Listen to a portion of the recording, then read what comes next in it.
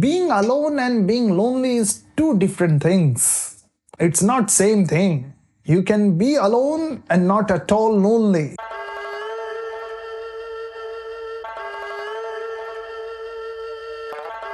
Hello and welcome to Genokai Big in Japan.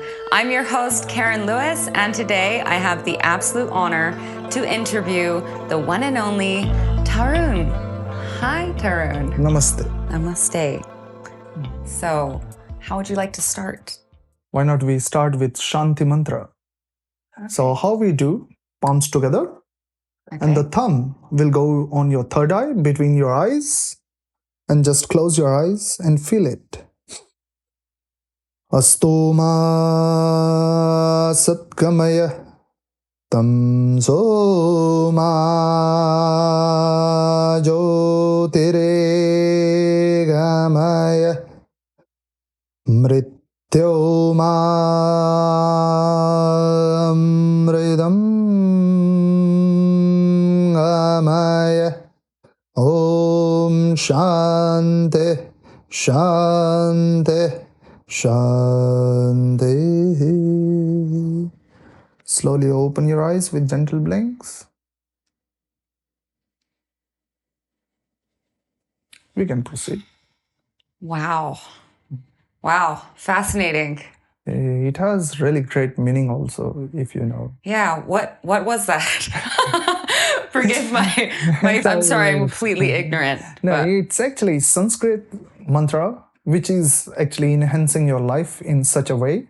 If you chant every day this, so it will basically bring Shanti. Shanti means peace in your life. If everyone has a peace, it's great, right? There would be no war, no crime, nothing. And the other thing is, it has, particularly if you want to break down the meaning, Astoma Sadgamaya means from untruth, you want to walk to the truth. Tamsoma Jyotirgamaya means from darkness, you want to go to lightness. And the Mrityoma Amritam Gamaya, Mrityo literally meaning is a death, but here it goes like unhealthy, untidy. These kind of, from this lifestyle, you want to go more better way. And Shanti, I already explained, it is peace, Heva. So, why 3 times? Shanti, Shanti, Shanti. So peace, peace, peace. It's interesting because I had no idea what you're saying. Because first time Shanti is for yourself. Okay. Second time around you can see. And the third one, even you don't see them, for them. So it's like almost we are, peace fighter. All yogis are for peace. They work for peace. So all sadhanas, all practice is just for peaceful life, right? We are the guest on this world. So we want to make it peaceful. So this is only the purpose of this mantra. Beautiful. Well, thank you. Thank you for that. Welcome. That's wonderful. Well, I think that might have been a little self-explanatory, but for the audience who might not know you, would you mind explaining a little bit about who you are and what you do?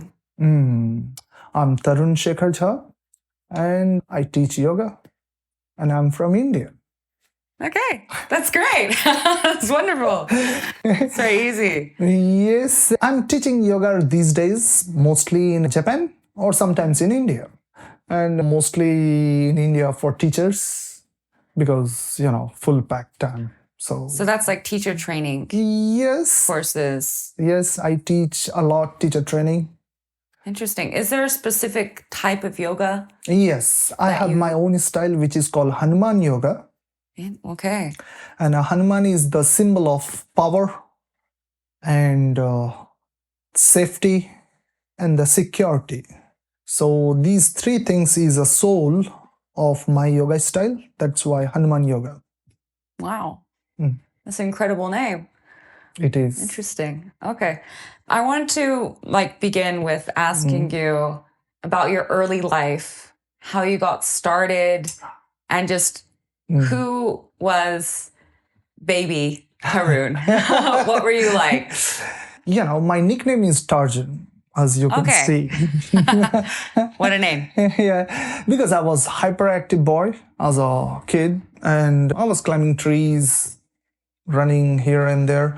I learned running first, then walking properly. Wow. So it was difficult for my mother. I think I was the most difficult child for my mother because she was worried a lot about me. I learned speaking very late, and I was a big guy, always big. And I learned proper walking straight very late. And I was good at running though. I was very fast runner. So when I was walking with my mom, I was like run like 100 meters and wait for her. She adorable. keeps come while walking, and then again I run 100 meters and wait for her. Wow. So I was a difficult child like this. But if you want to know about from where I should start, like my yoga journey, Yeah, I guess just what it was like, your upbringing, what that was like, your relationship with your parents, your siblings, the kind of culture that you were born into, okay. that environment.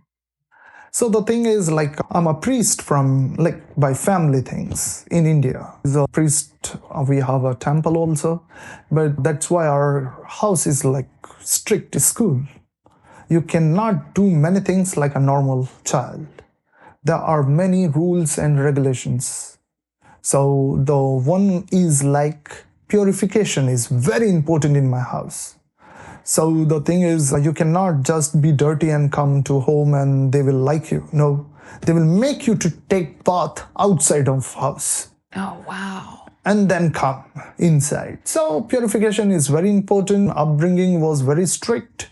And I'm still afraid of my mother. We had this conversation off camera. She can still beat me up. Oh my goodness. But she has such right, and we have such relationship. It's very sweet, and So she gives you equal love. Yeah, more than that. More than that. I'm the most important child for her, I think. That's why she can beat me.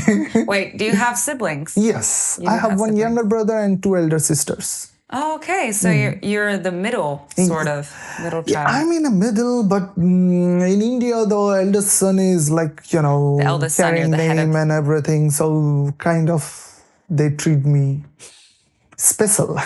I see. Yes. But a lot of responsibility as well. It is. Is that not? It is also there. And because you were born into, you said, Priest house. a priest house, I'm not really familiar with the religious aspects of that. No, because by birth I'm a Hindu. Hindu, And right. Hindus are much more flexible than silk.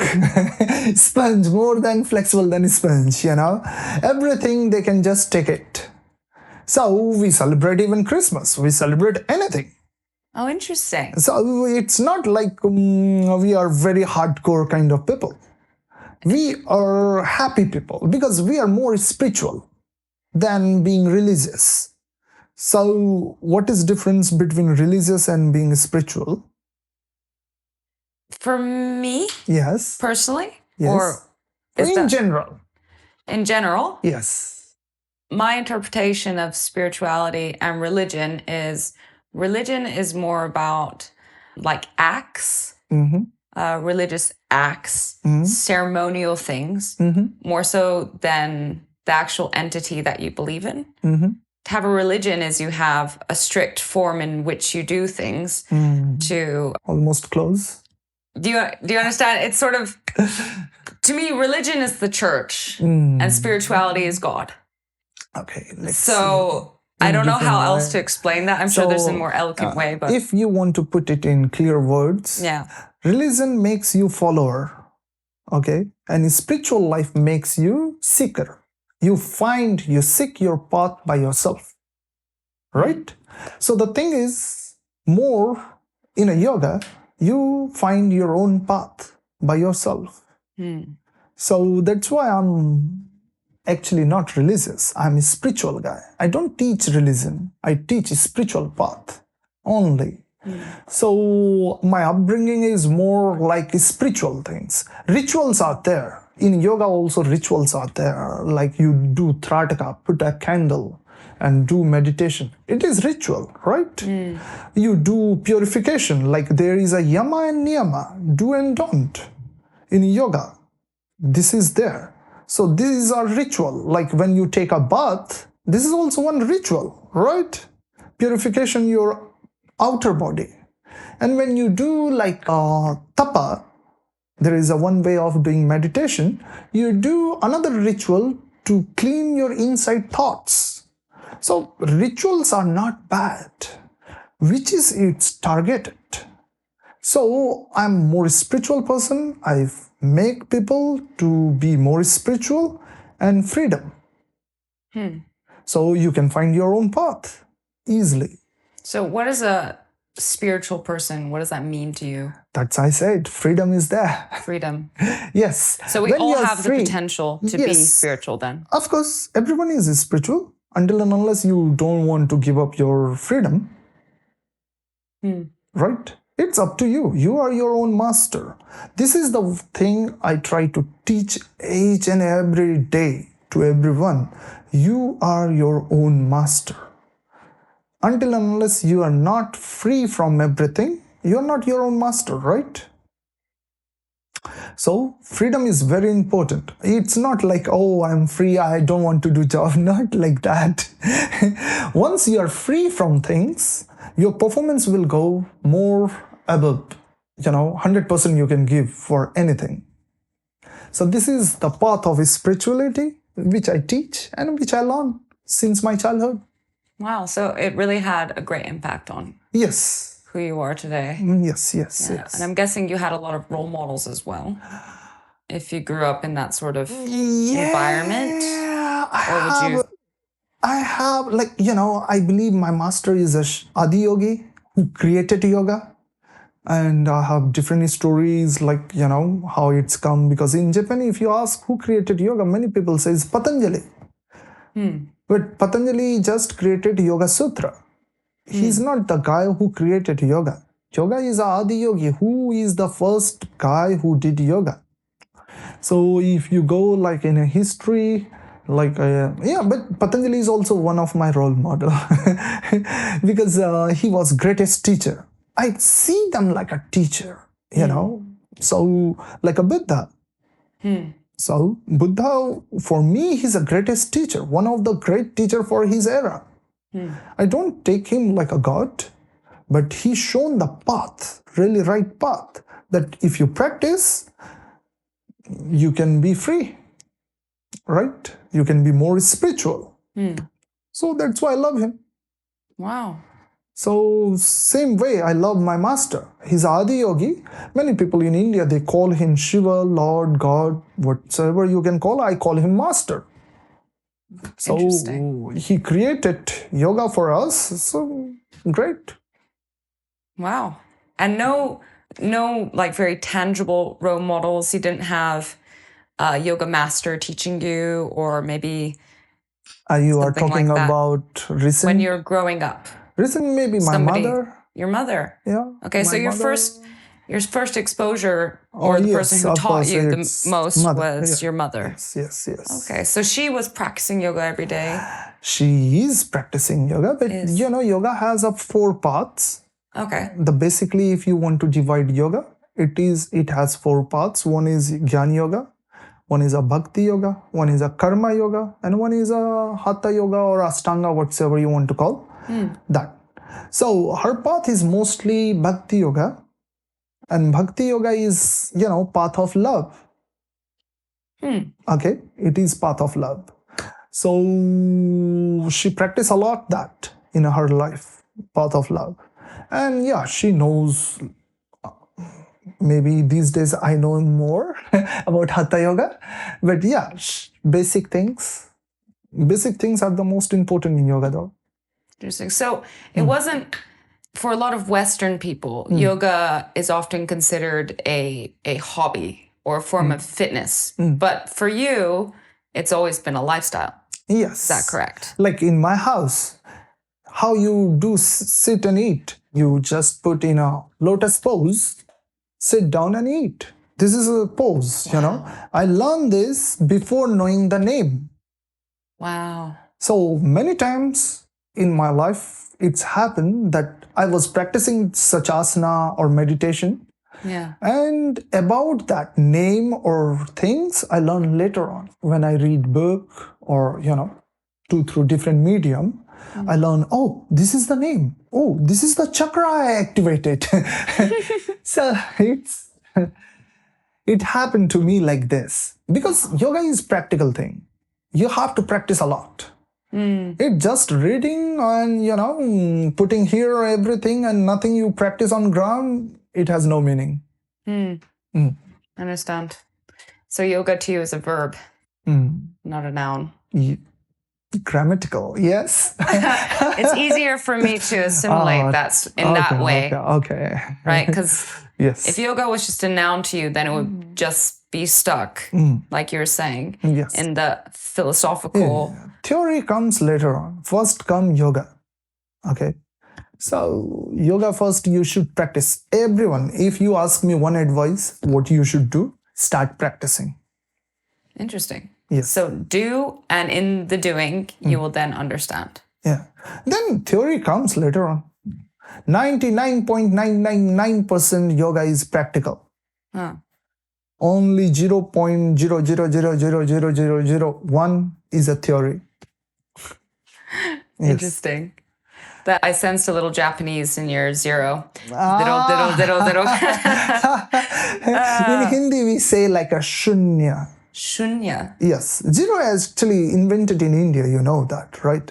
I'm not familiar with that, no. So the number zero, it's invented in India and it's called sunya. And Sunya. Sunya.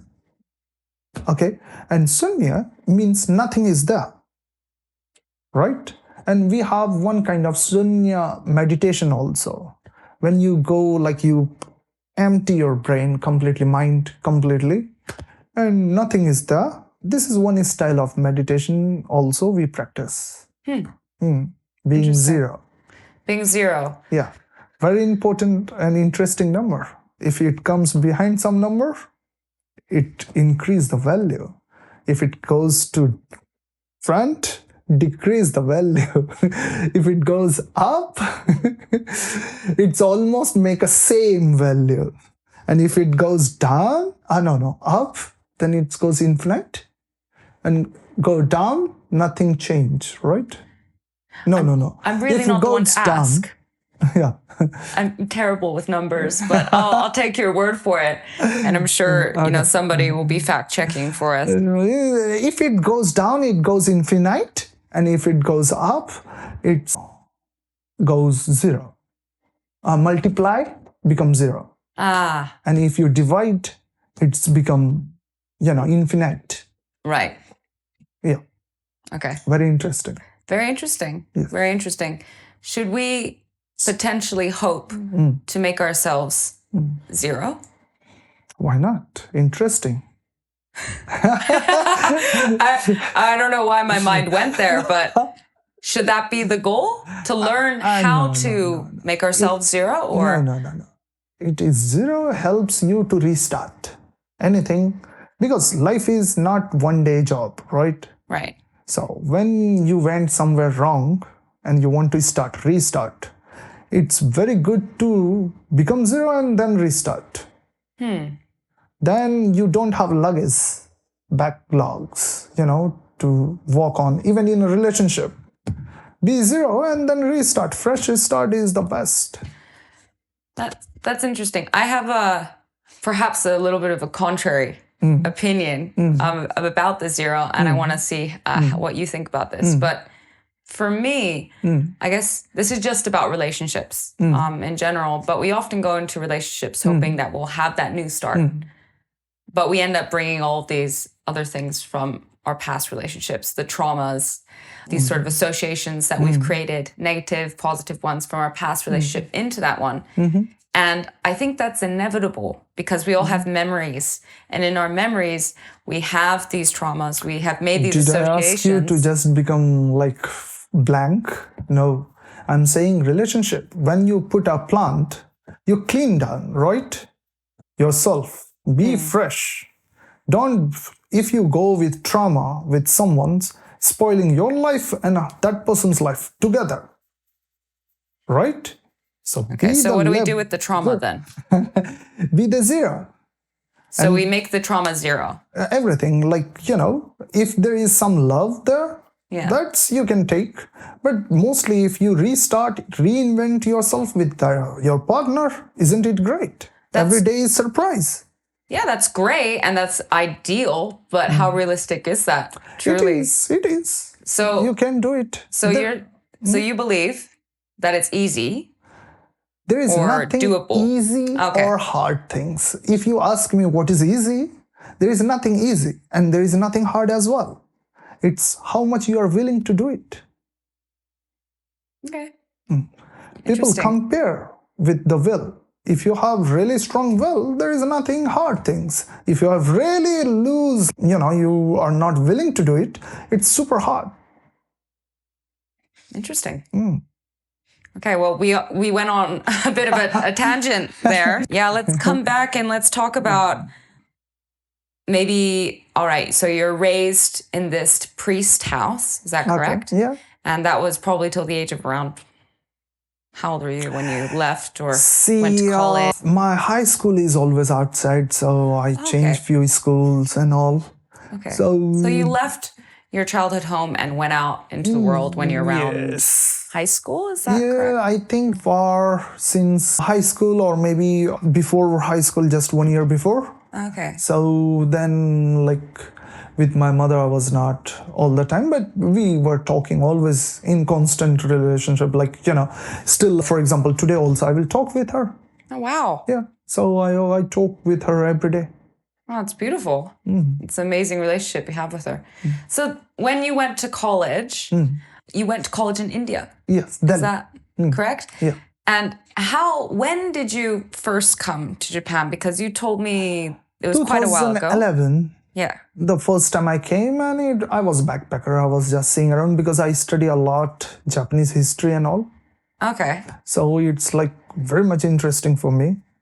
And unlike, when I like something, I try to know more. So I started researching, doing many things. And then, I like it. You liked it? Yeah, because I like Japan history, mostly Edo period, I like. And because right now if you see all Japanese, they have more Edo impact in their life than compared to any era.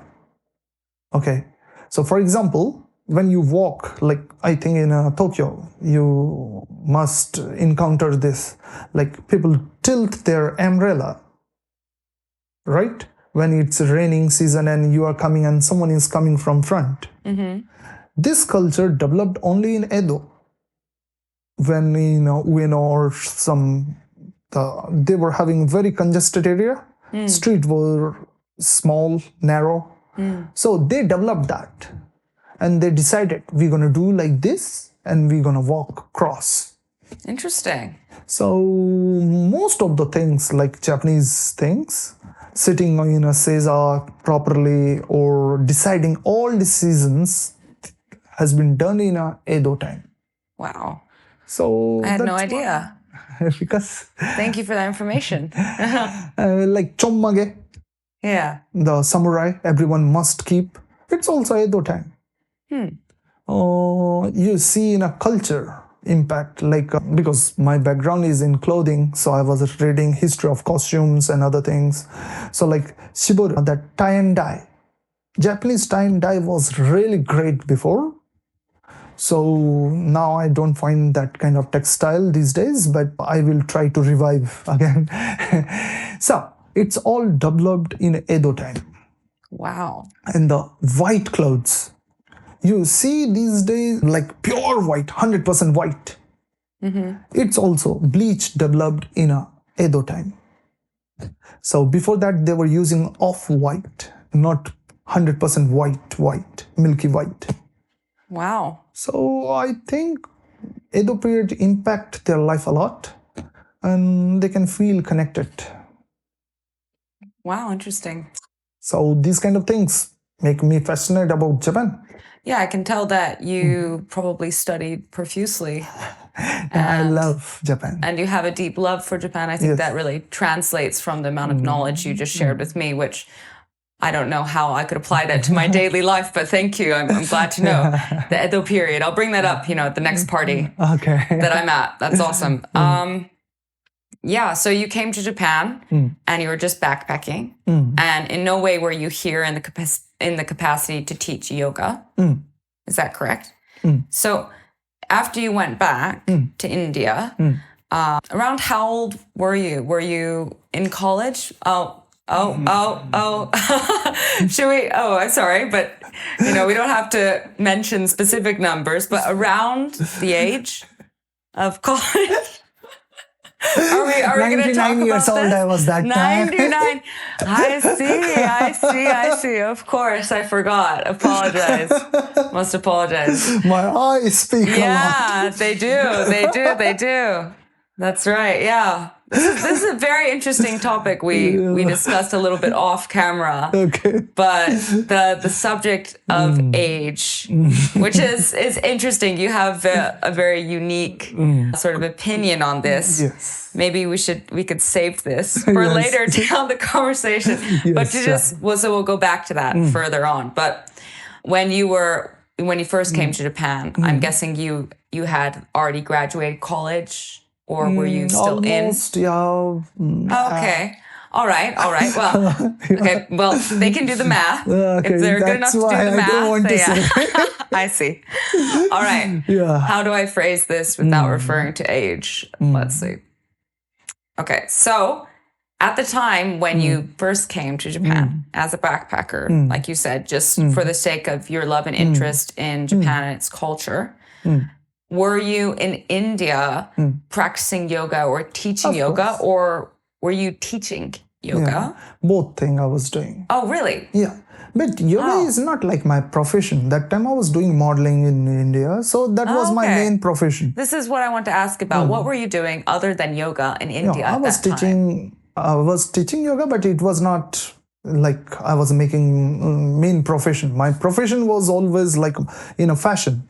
Wow. So my graduation is also fashion designing, but because my mother forced me to do graduate, but I was already doing modeling there. So yeah, I was working for fashion weeks and other things, which I am not now emphasizing these days. Interesting. But you studied fashion then. Yes. And so you must have a love of fashion. I love fashion. Okay. So because I supposed to be computer engineer, because my mother wanted to make me computer engineer, programmer. So I gave exam and I passed it out, and then I said, see, for you I study. Now I don't want to. I want to pursue in fashion. So I was doing fashion things, modeling, other things. I was lucky. Things were coming and all.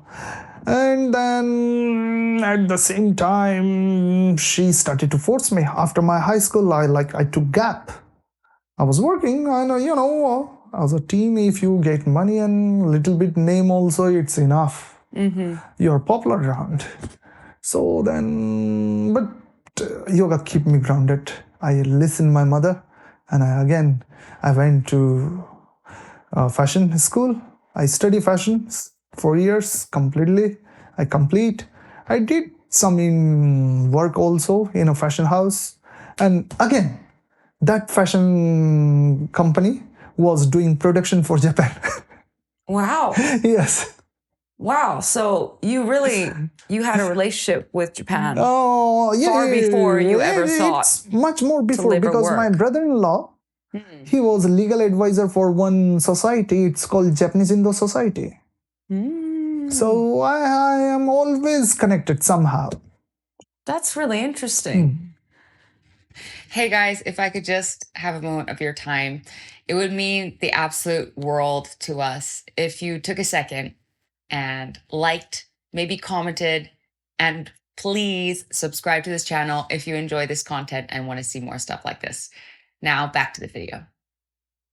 Okay, so you came to Japan initially just for your own personal interests. Yes. That's correct. So it didn't have anything to do with yoga.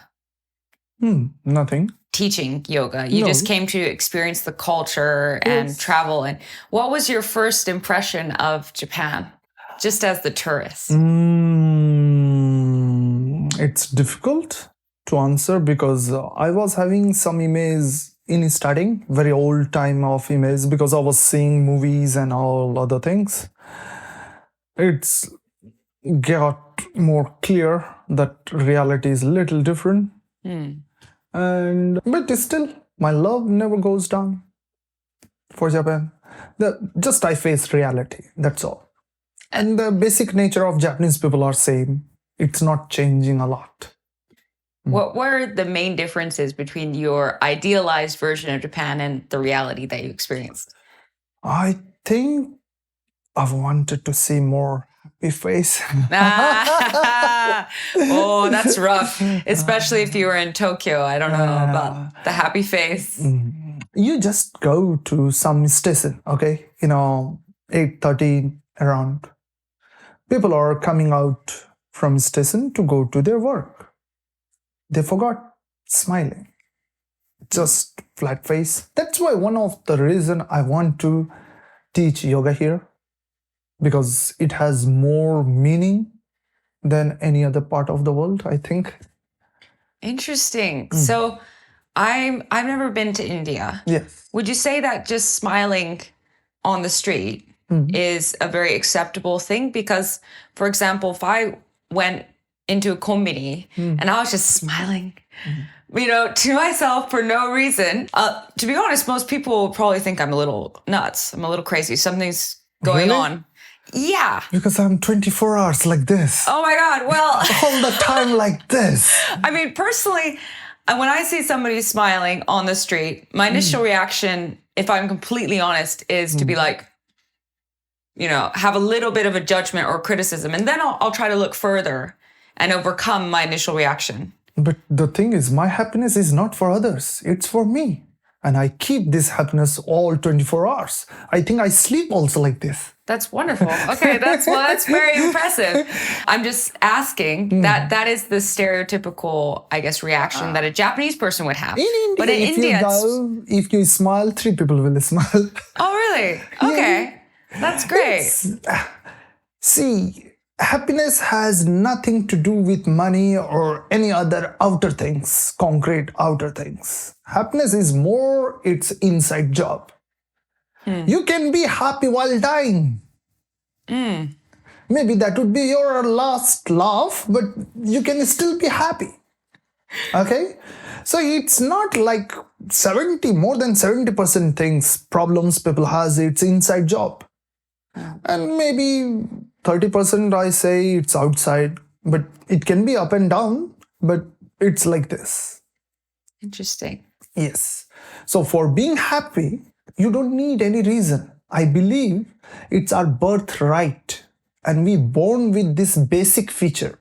When you buy some phone and already inbuilt few software, it's like when you buy iPhone, there is some like the pre-settings, sort of. Pre-settings are there. Yeah. Happiness is something like this. You're born with this setting. You misuse that setting. That's why it goes somewhere. Happiness, you're born with happy feelings. To be happy, honestly, you don't need any reason. But to be sad, you need something to be sad. And human always create those reasons to be sad. Right? Can you be sad without anything? Any reason, no reason is there today that can make you sad. How you can be sad? Right? But you can be happy all the time without any reason. Right?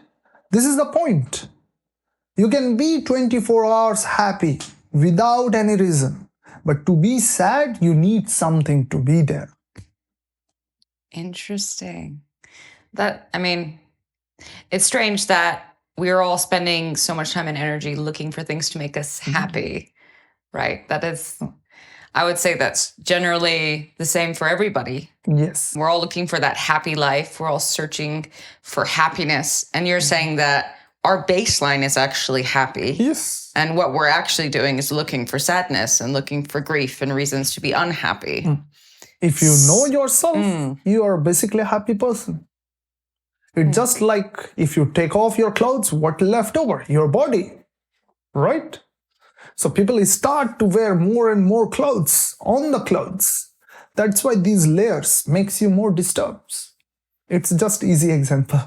Interesting. So I like that. I like that a lot. Okay, well, to go back to how you started teaching in Japan. In Japan. Like, I'd like to talk about, for people maybe who are interested in coming to Japan, they live in a foreign country and they're kind of scared to take the first step. What was your experience like?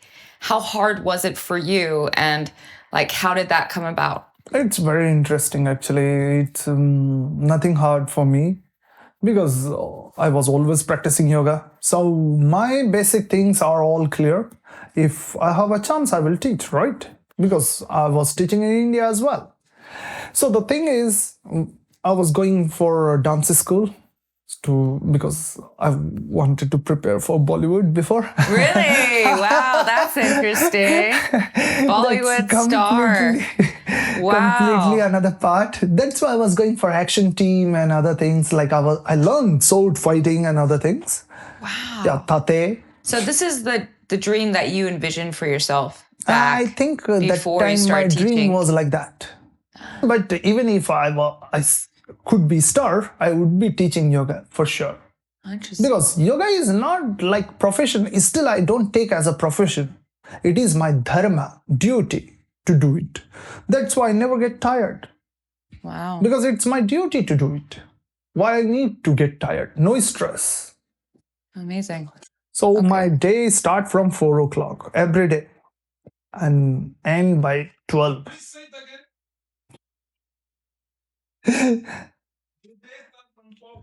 My day start from 4 o'clock in the morning every day and it end by 12 night.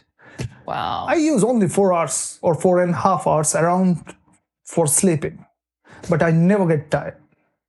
I'm never out of energy because it's my dharma to do it. Right things to do, duty. Spread loves, spread peace and happiness. These are things I want to do.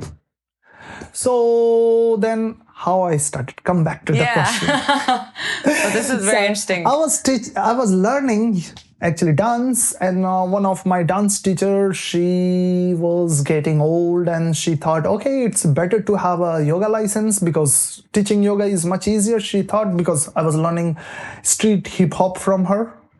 So it's too much to the knee and everything, you go duck, duck all the time. So she started to take license from someone, I don't know. And then she completed maybe her 200 hours, I don't remember right now. And she was like paper teacher. Yeah. She got license, but she does not know how to teach. So from there, I start to help her how to teach. And then she found it's interesting. She introduced me, she made group. Then I was teaching only teachers, instructors, how to do, brush up their, posture once in a month. That's all. And in this way, I was gaining some support economically. And they were also happy that they were learning direct from someone, native yoga teacher, right? And then it was good. Then slowly, I reduced my doing other jobs, which is modeling and other things. And then I got another chance to teach yoga. Slowly I start to teach. I taught long time Oyako yoga.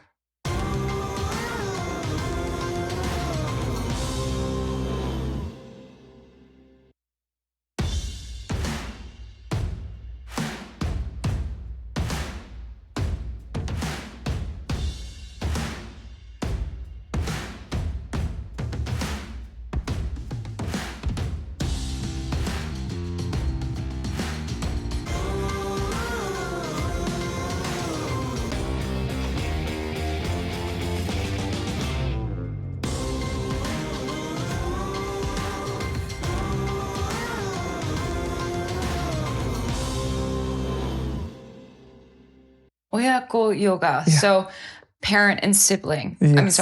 Parent and child. Yes.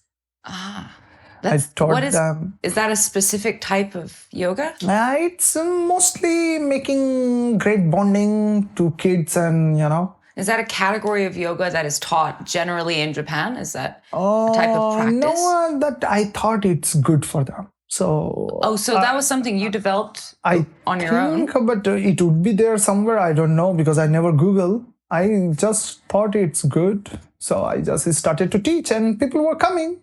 Wow. And it was good, great. And then Oyako, because, kids are like angels. When they come to your studio is like full of happiness, right? Because they know what is the value of happiness completely. You don't need to give them reason to be happy. You can give them reason to be sad, but they are basically happy people. This is the root, you see some kids or something. You don't need to give them reason to be happy. They are always happy, jumping, munching, everything. But they got some reason, fall down, got hit, then they are like sad, right? So basic thing is like that. So I like the energy they change. So I was having Oyako, then slowly it's spread to normal people. Actually, I don't believe in advertisement. So I don't do advertisement. It's all word of mouth for you. Yes, kuchikomi. Production. Kuchikomi. Yes. If you got satisfied, you will bring 4 people, for sure. So my works speak. I don't need to speak for that. People get very much healing. Yoga is having super healing power. It's like a magic. I say yoga is like a magic. Many teachers said yoga is not like a magic. Yoga is not magic. I say yoga is magic. If you practice, you will realize it. So it can do impossible things, but you have to practice. Wow. Then slowly it's spread, and then first I had 2 studios. Due to Corona, it's got closed. Then I was like very much sad because I was running 2 studios and I was teaching so many places. I was supposed to go to international teaching, and suddenly everything gone. And I was thinking what I should do. Yeah. So I was just doing meditation and eating so tasty foods because I cook really good, great. I'm really great cook. Yes. Sounds like you had a good time. Because I believe, the heart, you can reach the heart through mouth. So I cook really great, but all Indian foods. I cannot cook any other than Indian foods. So, and I love my food. I go so many restaurants, but people cannot match my level. I love Indian food. I must confess, I love Indian food. One of my favorite foods, and I love spicy food because my mom's Singaporean. So I grew up eating really, really spicy food. So when I go to Indian restaurants, it's always Which curry you like? Which curry do I like?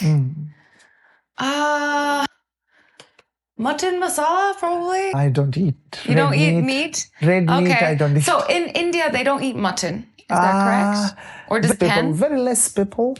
Well, do you eat chicken? Yes. Well, one of my favorite ones is fish curry. Oh, I absolutely love I'm really fish great curry. About it. Oh, well, there you go. So, yes, please. Some other day. Yes, please. One of these days. Stink up the whole studio. That would take forever to get away. Oh, okay. Wow. So you can cook as well. That's amazing. I do so many workshops just for cooking. You teach cooking as well? Yeah. Wow. So right now, currently you're teaching yoga and you're teaching how to cook? Cooking is Ayurvedic cooking, right? Ayurveda is another system in India developed for health, and it goes through your food habit and little bit outer care also. So I care myself like my hair. I care all Ayurvedic things. Wow. So, yoga. Now let me go to yoga, how yoga works actually. You call yoga lifestyle, okay? But lifestyle does not complete just with few things. It gets support. So, for example, if yoga is the mid finger, it gets supports from food which is called Ayurveda system, and it gets supports from days and times, because India is very specific about numbers, like why, how, and when. So when it comes to through Jotish. So when you combine these three, Jotish, Ayurveda, and yoga, then it becomes true lifestyle. Right? So that's why like in Ayurveda also, cooking is one of the main thing about Ayurveda. So I teach that as well. Wow. And I'm sorry, the first one is Jotish. It's like Indian astrology. Interesting. I don't think that's commonly very known. Yes, but Jotish. India Ayurveda, has... I believe a lot of the world is also familiar with that term now. It's more common. You can even get pills on like sites like iHerb, where under Ayurvedic. True. I must say I've bought them before. I'm not going to lie. True. You know, in the hopes, but I've never heard of the first one. Jotish, let me give and you say that you need that. Yeah, absolutely. Everyone. Because Indian calendar, India has separate calendar which works with the planet system and the star, nakshatra, graha, nakshatra, and tara. Okay, it works in that way. So planet systems, how their positions change, then our months also shift according to that. So if you go for Roman calendar, it does not follow Roman calendar. It's change months according to that. Okay. So the thing is, through this, we get like which planet is on what position. And for example, you're going to start some new job or new business. So according to your birth and the nature of your business, the planet positions we find and which is the best timing to start. So this is one thing that Jotish do. But at the same time, Jotish teach you, okay, for example, you have low blood pressure and you need imli from, I will explain, it's Hindi, imli. Or you have some skin disease, let's get some easy. So neem, there is a one herb in India, neem. So you need to take, but which part of the day you need to take? Which part of the day you need to take? It's taught by Jotish. Okay? So it's three combination when you do, then it's complete lifestyle. Right? You got it? Yeah, I got it. I understand. Okay. So I understand. Jotish. Yes. Jotish. Okay. Yes. So in this way, So how can people study about Jotish or get a greater... Wow, it's fast. What a reply. Always ready. I see. See, if you want some deep knowledge about lifestyle, then you must find some good teacher. I'm just joking. Try find around you, but I don't know who is around you. And don't believe on Google. That's I say. Because I also check sometimes. A lot of wrong informations and fake gurus are there. Just try to find some real people. Okay? Because in India, there is a saying, Guru bin gyan kaha. There is no knowledge without master. Okay? Get a master. That's all. Try to find some nearest yoga studio. You don't need to come all the way to Higashi-ginza to my place. Right? Try to find. And once in a while you can brush up. You can come to my place once in a while. This is the point. So for more questions for those who are interested in teaching in Japan, can you explain how you found the culture here different from India and the difference it is to teach Japanese students versus Indian students or perhaps Western students? Is there a difference there? Is it quite drastic? But what specifically? For outsider, I would request you to learn Japanese. Without Japanese, there is no space for you. Okay, I know so many people. They come with their dreams and they, backpack and go back. So first thing, be fluent. Broken Japanese will not work as a teacher. If you are a student, it's great. But if you want to be a teacher, yoga teacher, because yoga teacher mistakes means someone's injury. Someone is suffering from their body, something broken, something, I don't know. I want you to be really good at it. And not only general talk, direction. When you give a yoga direction, that time, body parts, breathing things, everything should be in Japanese. So actually I gone slowly in it. I was already really great in, I should not say great. I was really good. I was good in Japanese because, I scored really high in India when I go for examinations. So you are speaking Japanese or studying Japanese in India? Because I started loving Japan. So were you preparing to actually come and live here? It doesn't matter. Doesn't matter. When you love something, you want to know more, right?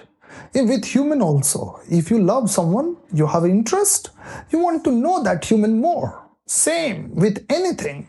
So I love Japan, I want to know more. That's all. For me, it's nothing like I will work here or make money or anything. Nothing. Love is love. There is nothing return things. It's just giving things, Again, different page we are opening. Yeah, no, it's a good page. It's a good page. So can I ask again, was there nothing about the culture that you found challenging or some aspects about the mindsets of the people here? Is different challenge that I'm coming slowly. So the language is one thing for outsider to get challenged. And the second thing is I actually decrease the level of teaching here. What is intermediate in India, it's advanced in Japan. So because my teaching style is original, I can do so many things with my style. It's called Hanuman Yoga.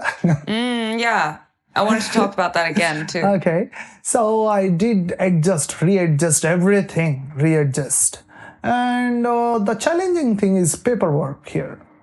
Okay, everything, taxations and everything, it's very much challenging, and I love challenge. So yeah, everything I learned slowly. I did mistakes, so many mistakes. I lost so much economic money, but I learned so many things. So if you're a challenger and you want to challenge, it's great. So do you live in Japan now, currently? Have you lived in Japan? Almost, you can say. I live in Japan. My second house is Japan. How long are you in Japan generally? I think 10, 11 years. 10 10, years. 11 years? Yeah. And you said that you go back and forth between Japan and India, is that correct? Yes. Because India is my first love. Japan is second. We're the mistress. I see. Okay. Well, but what part of the year are you generally in Japan? And then when do you go back to India? Is it maybe 6 months in Japan, 6 months in India? Or it's like, you go home every few months? It's not fixed. Always different. But for most of the time, we can find you here in Japan. Yes. Okay. That's Most of the time you can find here. If there is a work there, I will go and do it. If there is a work here, I will do here. My life is all about yoga. I work. Right. 7 days, whole year, I work. I don't fall ill, so I have no off. Incredible. So, yeah, I work every day, each and every day. That's very inspiring. Yeah, because you said that it's not work to you. Is that correct? So I believe that a lot of people could do the thing that they love. And you mentioned to me off camera that one of the things you teach Japanese salaried people is you said that what ails them tends to be stress that they keep in their shoulders, and they complain to you about back pain and pain like that. And you said that it's because that's from stress, correct? It's in general life. If you don't have medical problem, there is stress is the biggest problem in Japan. Like, for example, today also I taught, and one lady, she came from really far to attend my class, today's class, or like maybe 60 kilometers far. So took like 2.5 hours train and 30 minutes bus. Then why? Because she was having backache, and she thought it might be beneficial, and it was great. She attended my 2 sessions. And while going back, she said, I don't have backache. Wow. This is the great thing, isn't it? Yeah. Yoga is magic. Yeah, that is So, magical. It means it's worth spending 6 hours in a transportation just to attend 2 sessions because she got rid of it. Backache. It's incredible. Yeah. I think another thing that you mentioned when you were talking about it to me was how you started to help them. You teach a lot of your students to help change their mentality towards work and to learn how to love their work or take interest in their work.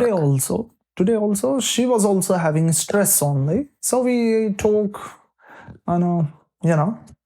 we talk a lot and sessions that physical activity was also there. Actually, yoga works 2 ways. Okay. One is inside, one is outside. And it's the combination of both. Then only it can help you. If you are working only inside, outside problem will never go away. If you are working only outside, inside problem will never go away. So you have to work both at the same time. This is yoga. So that's why yoga can work like a magic. Medicine also cannot work sometimes. Something like yoga can work. So the thing is, first thing I want to explain, there is 3 kind of people, always according to work. One person's like, it's in psychology written there, so don't blame me. 3 kind of people who hates their work and they still work. Very stressful. Always having some problem. Okay. The second one, what they love, they make it as work. Okay. Like they work maybe snowboard. So they are working in a, hill station. Maybe someone loves Umi. They are working like a surfer. So like this. But there is a third, like a genius kind of people, like yogi. They work what is needed. If there is a need something, they just do it. So when you get disattachment from the things, you have no stress, right? For example, if you get job, some kind of job, cleaning, just do it with the same passion that you will do acting or doing podcast. But don't get attached with it. Disattachment. That is called freedom. What I was saying, I want everyone to get free. By attached, do you mean to start to associate yourself with the things that you're doing or define who you are by what you're doing? Is that what you mean? I'm saying see everything same way. Any work, if you see same way, like for example, someone is hating some work, that person is loving some work too, right? Then only he's hating something. That's why he has stressful, because he's comparing loving work and hating work. Then only you can differentiate in it, right? But if you see both same way, love and hate, if it's needed, I will work same way. As much I have passion for love work or hate work, you will never get stressed. That's interesting. So this is I'm saying. Yogis are very much under control. They can balance their emotions really well. Do you ever get angry? Do you ever get angry? If you need it, if it is needed here, I can. There are times and places for emotions. No. See, I'm giving freedom to others to be their master. When I needed to get angry, I will decide. Not other people will decide. You can make different sound or trying to annoy me. This freedom I'm not giving to anyone. This pleasure I keep to myself. That what I feel, it's my job, not other people's job.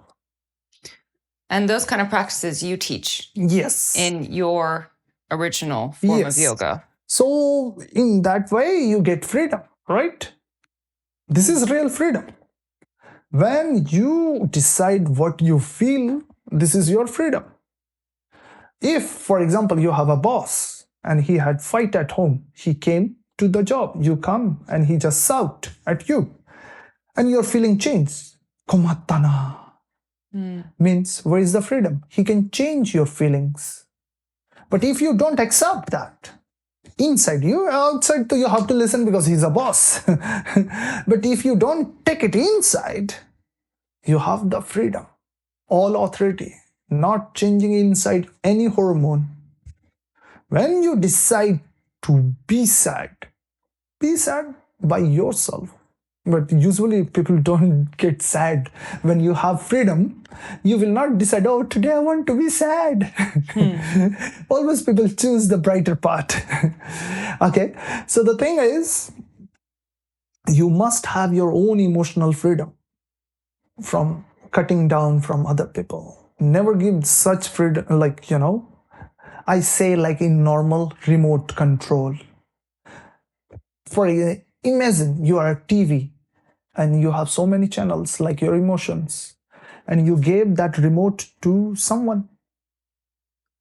That person might be pressed sometimes happy channel, but maybe sad channel, maybe more kumatteru channel, maybe angry channel, right? It's up to him or her. He can be or she can be anyone, like your boss, boyfriend, mother, father, anyone. But if you have that remote with yourself, just as an example, then no one can control you. You control yourself. This is called freedom, right? Yeah, I would say so. Yeah. I So agree. yoga makes you freedom. What you want to do, you decide. So the third person, when it's needed, you do it that way. It does not mean you cannot get angry. Like I laugh all the time. It does not mean I don't have emotion of getting angry. If you don't have such emotions, it means you are emotionally handicapped. But yogis are more sensitive. They are more sensitive. They can find more things, but it is under control. You don't get angry when people wants you. When it's needed, just get angry and then solve it. But inside is still you can fix what it is. You still have the remote. Yes. If someone listen only when it's a loud voice, I have the loudest voice in the room then.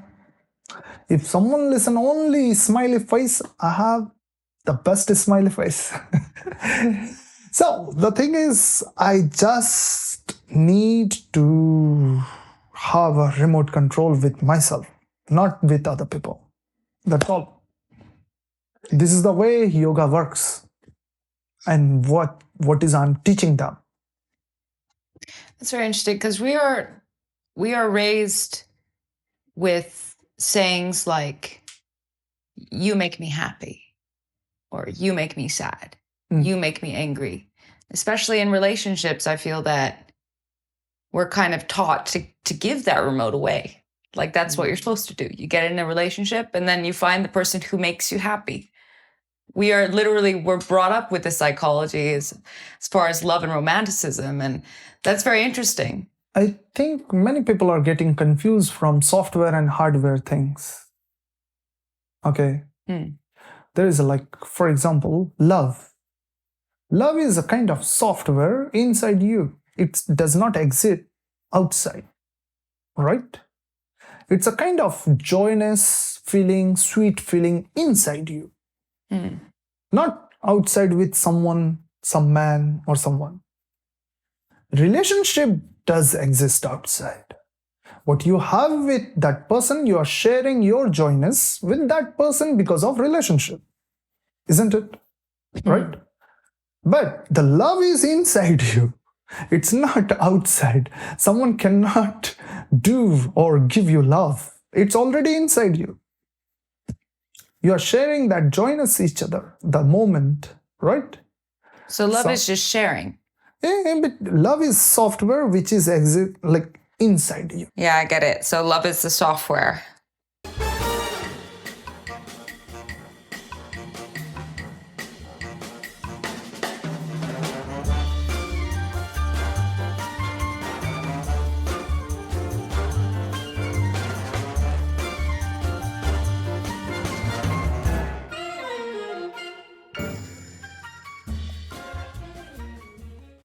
I feel like I could talk about this like in a totally separate interview for about 2 hours just on the topic of love and relationships. And I'm sure you have so much advice and so many things to share on that respect. But I kind of want to bring it back to, yoga and your philosophy, as well as what your Hanuman Yoga, Yes. the yoga that you created, what exactly that is like and how it differs from other styles. Let's get back into root how exactly the name came. Okay. So 2007, I was in Varanasi. Varanasi is one of the oldest city in India.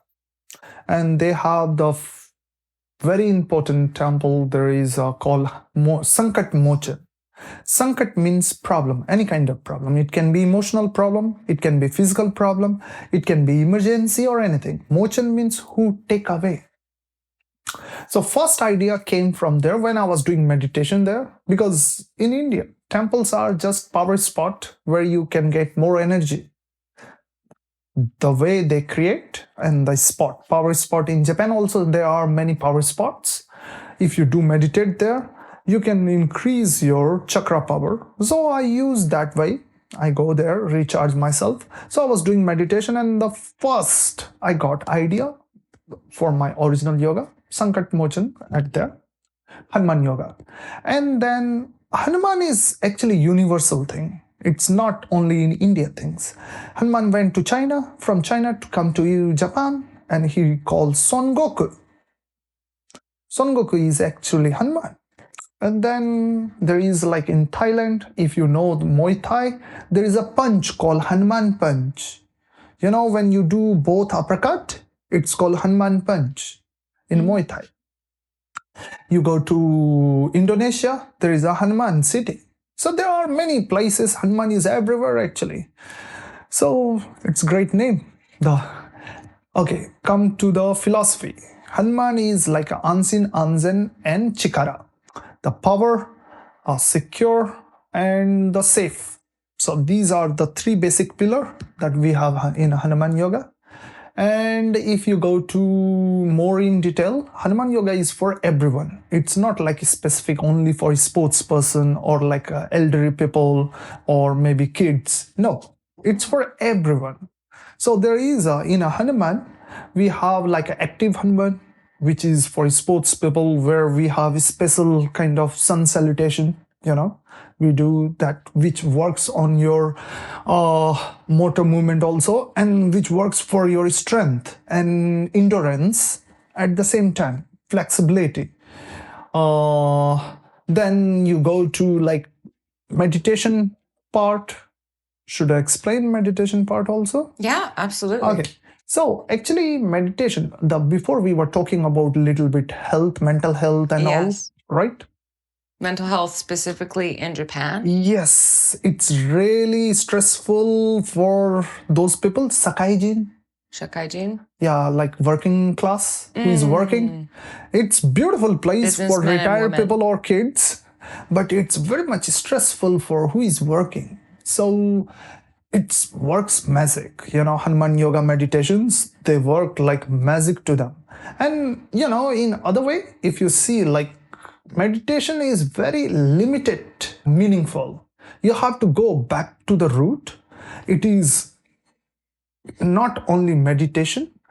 It has so many name and category in India. Like we use japa, tapa, we use dharana, dhyana, we use trataka. For different people, they need different things. And Hanuman Yoga works with different people, even with meditation, different things. We work with them. Okay. Different types of meditation. Yes, you can say that. Depending on the ailment that person might have. That person has which kind of problem or needs, we work on them. So different kind of things, because it improved their quality of life like anything. What is a common symptom of stress, like a mental health problem that you are faced with in Japan? Yeah. How I can explain? Yeah, maybe it can go in that way. Like in general, they are not able to arrange their emotions. They can't process their emotions? No. Process is a processor. But the first, not arranging. Like, for example, you have 13 different kind of books, different topic books, and it's all mixed and in one box. Now, if I will ask you just pulling geography book or math books, it's hard for you to pull it out. It takes time. Or maybe sometimes you do mistakes and bring some another subject books, right? It's same with the thought process. When you are not arranging your emotions properly, then suddenly something comes, you don't know how to react. Or it takes longer time to react. Or sometimes your wrong reaction is there. Where you should be sad, maybe you are happy. You don't know how to react. So, this is the topmost I found in all over Japan. People are not arranging their inner emotions. They're just keeping all emotions inside. Gamma, gamma, gamma, gamma, everything gamma. So, they don't know how to react at the situation. So, the thing is, the first we work on basic. Let's arrange. Let's clean the room first. Clean and let's arrange that. Everything should be in right box. How do you do that? This technique, if you want to learn, you have to come to my class. There it is. Okay, I guess we're all going then. All right. Okay. Yeah, but what we do like these kind of things, and there are many processes to work on you, and everyone is special. So we work especially for different. It cannot be same for everyone. So meditation is also not same for everyone. They need what, they get that. That's all. Interesting. Yeah. Do you find that your students approach you with the topic, or do you find yourself having to draw that out of them? No. They always come to me. I am open for different talks. They always come. They always come because, once you find right place to talk, you will talk. So it's great. And moreover, all teachers should be approachable for that, I think. All persons, because this is your job also, and as a human as well. We are social human, right? Social animal. We need each other. So in that case, yes, but I teach them how to enjoy alone as well. Yeah, because it seems that while more and more people are struggling to make connection, especially in this day and age, even though we're all so connected online. This is a hot topic everywhere around the world. Again, I want to explain one thing. This software and hardware problem is everywhere. Being alone and being lonely is two different things. It's not same thing. You can be alone and not at all lonely. And you can be with so many people and feel lonely. It's two different things. Never mix and match. If you are alone and feeling lonely, it means you are with the wrong person. Agreed. See, I've experienced that. You need to make a peace with yourself. Right? Means you're on a war with yourself. That's why you don't like to be alone. Interesting. If you enjoy yourself, doesn't matter you are how long just alone. You can enjoy yourself. That's enough. And you seem to enjoy yourself. You seem very... I'm alone since a long time, but I enjoy myself a lot. You seem very happy and cheerful from the moment I met you. Your natural disposition, have you always been that way, or did you discover that through your path of becoming a yoga sensei and teacher? This is an interesting question because I don't remember since how long I'm just happy guy. But I need to dig it up. I think I had some ups and downs because, when you awake your chakras, there are some good and bad effects.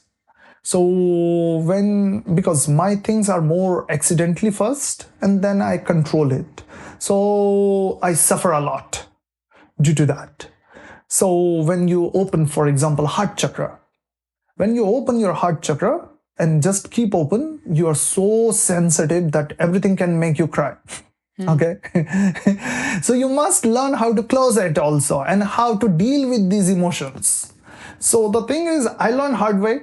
That's why my students are much more happier, because I teach them like in a capsules with my experience. It's not somewhere I read or something I am teaching. I teach what I experienced. So that's why it's good for them. But yeah, I had ups and downs. Yeah. Yeah. What were some of the greatest obstacles that you faced until now to get Greatest to be who you are? obstacle? Some of them challenges. Like working hard, and at the end you cannot score well in an exam. What kind of these kind of when I was a student, I was like really good in mathematics. Like I could solve from upside down and downside up all kind of questions. But the thing is, when I go to examination and maybe just before examination the maths teachers and I fight or something like that, and I got scored really low. So these kind of obstacles, we all face. So even I could score 100%, but these kind of things happen. Interesting. Yeah. Another question I want to ask you was, I feel that many people have their own interpretation of what yoga is, what yoga means. And you have been explaining throughout the course of our conversation in bits and pieces. But if you had to have a concise explanation for maybe someone who has never even heard of yoga, how would you explain what is yoga? What is your philosophy? What is it? The whole total philosophy, if you had to really condense it into a short explanation, Ima, what would that be? just with one word: now. Yoga means now. Because life and yoga, if you are alive, then yoga is there. And yoga teach you how to be alive. Life is not even 1 second after or 1 second past. Life is only right now, right away. And yoga teach you how to be in this. So, one meaning of yoga is one word, it means now. That's all. If you want to know. Thank you. That's beautiful. It's very easy to remember as well. Yes. Thank you very much. And also for, the audience that's listening, I understand that yoga is a lifestyle as well, as now. Thank you. Yoga is now from now on, but it's a lifestyle, isn't it? So for those who are serious about leveling up their own personal practice in yoga, what are some suggestions that you have for them? Be them lifestyle changes, diet changes, those sorts of things, physical changes. Most thing I want to say, like Indian philosophy, like if you are like Hima, if you are free, then practice yoga every day, 30 minutes. Every day, 30 minutes. Because in a yoga, continuity is only matter. You can do it or you cannot do it. It does not matter. If you are practicing, you are doing. Even you can do it. For example, you can touch your toe, but you are not doing every day. It has no meaning.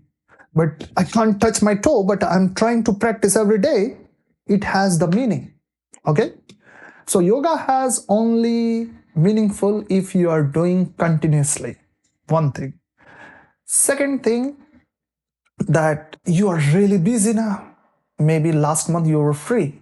So you are practicing 30 minutes every day. Now you are super busy this month. Then yoga says you should practice 1 hour every day because you are super busy. Then 1 hour. Double it because you are super busy. You need more now than compared to before. So, in a yoga, I will advise you, if you are a starter, go and try to choose some kind of program that you can follow every day. Don't do something like very hard yoga and 3 days you're on the bed. No.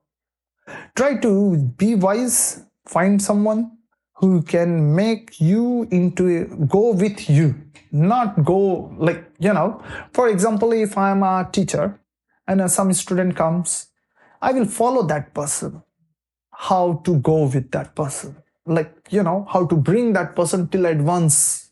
This is the point. It's not like I'm gonna teach this flow and you have to follow it. Okay, so find some person who gives you right kind of program. It can be anyone around your house, and if you can't find anyone, then come to me. So then do it every day, and then slowly make it more gradually go to advance. Okay, this is the only process, but practice should be every day. That is the only one advice I want to say. Practice is important. Everything is practice. Renshu, renshu, renshu. That's all. So it's just about consistency. And Yes. making incremental changes, not trying to take one huge step forward and then have to take 3 steps back. See, in Japan, I found most of the people who is getting injuries in yoga, they are the people who is trying to take license or who pass out license now, trying to be instructor, because they get pressure. After a month, they have to perform really well. Yoga does not happen like this. Yoga needs preparation a lot. Result will come by itself. Preparation you can do it, the preparation, right preparation. You are focusing on result. You want to stand on your head, then prepare your body for it. Like, for example, neck, for example, your eyesight, breathing. Prepare these kind of things, not just standing on the head, right? This is the right way. Yeah, absolutely. It's like, even for singing a song, most people just want to sing the song, but you have to prepare your voice. You have to, warm it up. You have to learn the lyrics. You have to learn the melody. There's lots of components. And you're saying that in yoga, you have to break it down and start from the basics and work your way up to the full song, which in this case is the pose or meditation. Yeah. Meditation is also a matter of practice only. Everyone can do meditate, but it's a matter of practice. Many people comes to me, I'm not flexible, so what should I do? Yoga. I cannot do this pose, what I should. For yoga, you don't need to do some supplementary things. I never saw anyone that yoga is not fit for that person. Everyone, who is not fit? Your teacher, your yoga teacher is not fit for you. So just change your yoga teacher quickly, like this. To everyone, yoga is fit. Just the teacher can be good or bad. That's all. Okay, now do in Japanese. 私は今までヨガ合ってない人は会ったことない。多分先生が合ってない、合ってるがあります。その時はすぐ先生変わった方がいいよ。すぐ、一瞬で。みんなにヨガ合ってるからね。そういうことです。Well, that's very reassuring to know that I wasn't the problem. I finally get to say the problem wasn't, it's not me, it's you. Great. Okay. Well, thank you for that. Yeah. As a teacher, you're constantly giving. And I can imagine there must be some days where you just feel, oh, God, I've got nothing more to give. Never. I was going to then ask you, how do you replenish yourself when you feel like you're running low? I never run low. But you don't run low. Now, what is the secret to that? Because I think because everyone my would be own practice very is really interested. high. Your own Practice, everyday practice. My own meditation, my own practice is really high. Have you ever seen the sun is going low? Never. The moon, the earth is going rotation. Sun is never go low. So are you the sun? I try to create other suns. In a yoga, I want you to have your own light. Right? So get a brighter. And if I'm not the example, I cannot create. So I'm the sun, for sure. I never get dim. You bring cloud in front of me, but at the end, I'm shining. Wow. So the thing is, I always try to create everyone like a brighter. They must have their own hikari, light. Yes. Wow, that's beautiful.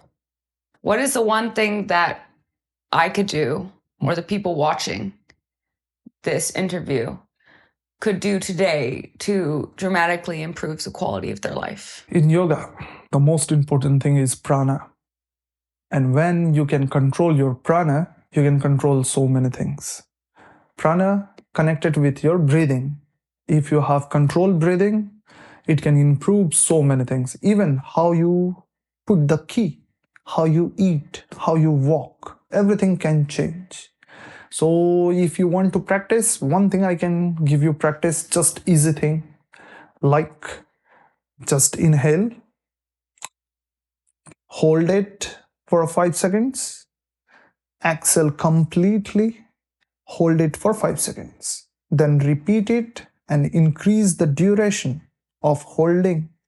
It can be 10 seconds, then can be 20, 30, maximize it 1 minute. It will enhance so many things. Not only your lung power, it will enhance the thought process. It will help you to be more focused. It will help you to get rid of so many different kind of problems. Just try it together. Okay. Okay. Inhale and hold. Exhale. Hold it.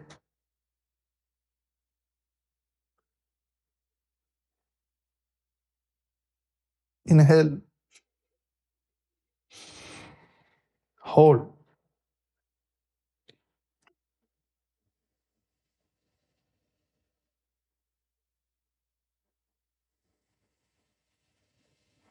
Exhale.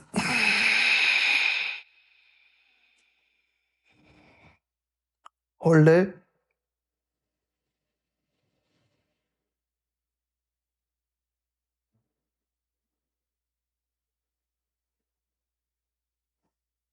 One more time. Inhale. Hold.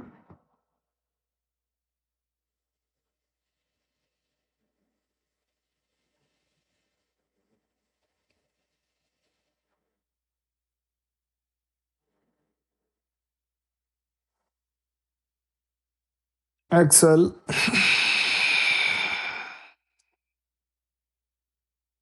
Hold it.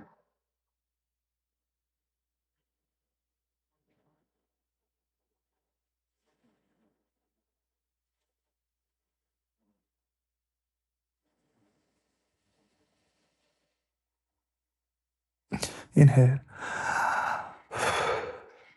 Rub your palm. Gentle massage your eye region.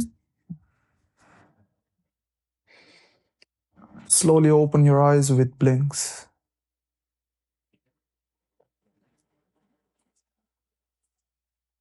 Dhanyavad. Wow. I feel like I need to work on my lung capacity. Is that supposed to hurt? But it will actually make you more focused. You won't have any other thoughts. It's clean up very fast. If you are stressful with 3, 5, 6 thoughts, just try this. It's easy way. 5, 5, 5. Is that correct? 5 times breathing in and breathing out. No. No. Breathe in, 5 seconds, keep hold. Yeah. And breathe out. Then again 5 seconds. The next time you can double it. 10 seconds. So it was longer. Yes. Slowly it will gradually get longer. That's why it got worse. So the last one was 20 seconds. Wow. Almost. Wow. So, incredible. I thought that was just in my mind. No. Okay. All right. Gradually becoming that's good to more know longer. that I'm not going crazy. Okay. Thank you. I feel Welcome. I feel like you said, yes, it definitely focuses you and it makes you concentrate on your heart. I'm guessing it slows down the rhythm of your heart as well, which can calms your yes. Your nervous system. Correct. Neurons can go more calm. Well, thank you. I think I need that because I run probably more on I'm quite neurotic. I tend to overthink. Anxiety has been a friend of mine in the past. I don't feel stressed out very much, but techniques like this to just slow myself down when I know my mind is running at a mile a minute and I need to just shut up because I got to focus on something, or maybe I have to sleep. Breathing, pranayama. Excuse my terrible pronunciation. Yeah, it's fine. It's completely fine. Oh, goodness. But this is called what we did. This is style called kumbhaka. Kumbhaka. So when you are like exhaling and keep out, it's bahi kumbhak. When inhaling and keep it, anta kumbhaka. That's all. Okay, well, thank you so much for sharing that with me. Welcome. Well, what is next for Tarun? What is the dream and the vision? I just want to serve yoga. So, but what I gonna do? I want to expand myself from not only Japan and India. I want to go around world and reach more and more people and teach Hanuman Yoga, positive thinking, and the strong body. Though under strong body is that. I can see that. I can see you actually have. Actually, my body never disappoint me. Whatever I want, my body does. So this is the best part. If you want me to lift weight, I can do it without preparation. If you want me to run, go run. I can do it that too. If I decide, I can do anything. Incredible. Yeah, this is the yoga things. Yeah. I look forward to one day being able to say the same about myself. Please come, join. Yes, I will be going to visit you for sure. I'm intrigued after this conversation, after meeting you in person. You'll find me there, Higashiginza. Yes. And anyone else who wants to join me, come down, join us. Okay, speaking of which, where can we find you? On social media? In a heart. In a heart. In a heart. Because this is my dream, I want to be like I smell, whenever you close eye and the sweet smell I want to be. But if you want to really find me, then you can find on social media. Just type my name, Tarun-shekhar-jha. It is the only one in the world. Everywhere, in a Google, anywhere you want to search my full name, if you type, I'm the only guy on this earth with this full name. I noticed that. It was very easy to find you, thankfully, when I was doing my research. And physically, if you want to find me, you can come to Higashiginza. There is a, Kabukija. So you just go back of the Kabukija. You can find me there. And you have a YouTube channel, is that correct? Yes, I have a YouTube channel, which is called Omoshiroi Gaijin. You can find me there because I'm a Gaijin and a Omoshiroi. Yes, yes, you are. Easy to understand. Yeah. And then what else? If you really, really want to find, then see this podcast. Yes, come see this podcast. For sure. Well, thank you for that. So we've had an amazing conversation. Thank you so much for taking me through that journey and teaching me so many things.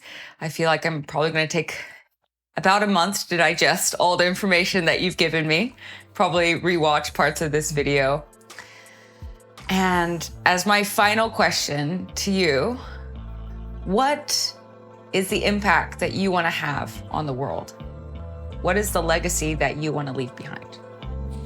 I want to leave nothing behind other than just feeling. The joyness, the sweetness in their mind.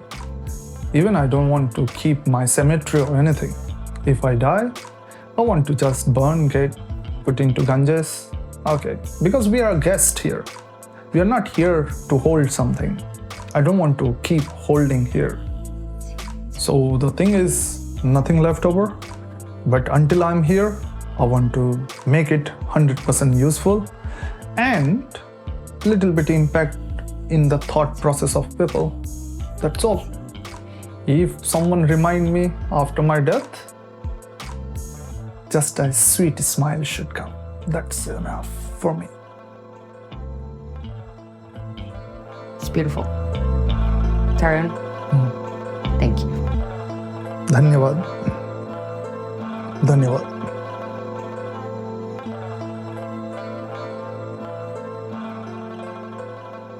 Thank you all so much for watching.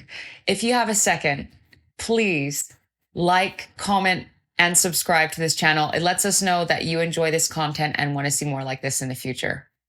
Thank you.